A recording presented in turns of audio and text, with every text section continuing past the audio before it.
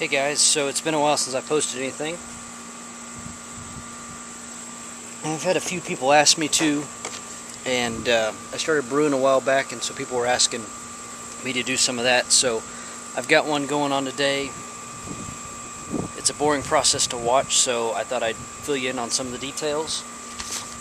So I bought an extract recipe called Swinging Blonde Ale, and it comes with this.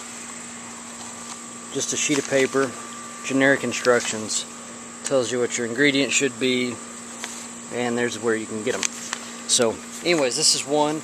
I did the first step, so 2.5 gallons of water at 170 degrees, which is what that is. And so that's going to sit for about 15 minutes, which I forgot to start my timer. And then we'll bring it to a boil. That'll be the next step. Alright, so I'm sitting here by this basically beer version of tea. I had to turn my fire back on. I was dropping temperature a little bit. So the trick is you want to keep this as close to 170 as you can. This particular step is unfermented beer, or basically tea if you ask me, but that's a bag of specialty grains and then just water. So it's unfermented. They're going to call that wort. And like I said, we're just going to sit here for about 15 minutes and keep an eye on the temperature and keep drinking. Okay guys, we're coming up on the end of our 3 minutes, and one thing I wanted to talk about here is on our ingredient list.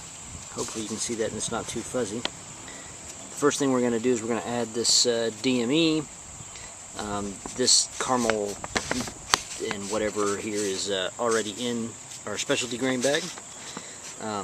And then we're going to talk about the hops here for a second. The hops say throw in at 60 minutes. That actually means throw in and boil for 60 minutes. So the time works in reverse. So the more hops you'll have, 60, 45, 15, 5, whatever, that's from the end of the boil. So that's backwards. But anyways, we got about 2 or 3 minutes left. And that's what the wort looks like now. It smells great. You can't tell that, but I'll let you know it does. And we're going to be bringing it up to a boil here in a minute. Okay guys, so it's just me and I don't have a tanner stand today, so we have a rolling boil going on. And then here are our ingredients.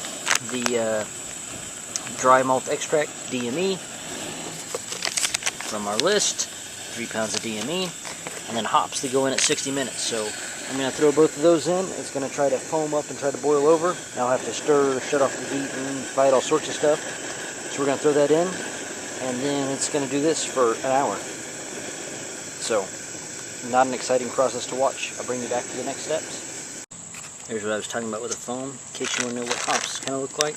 These are pelletized galena, however you say that, hops.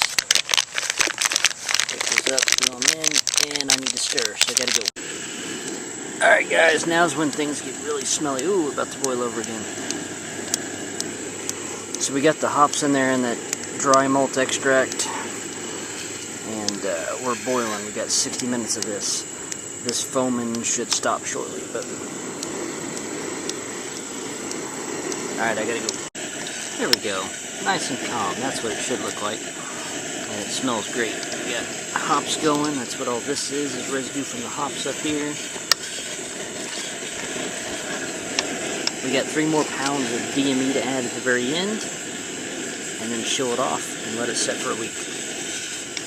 So I'll bring you back when I go to put the yeast on. That's what makes it good.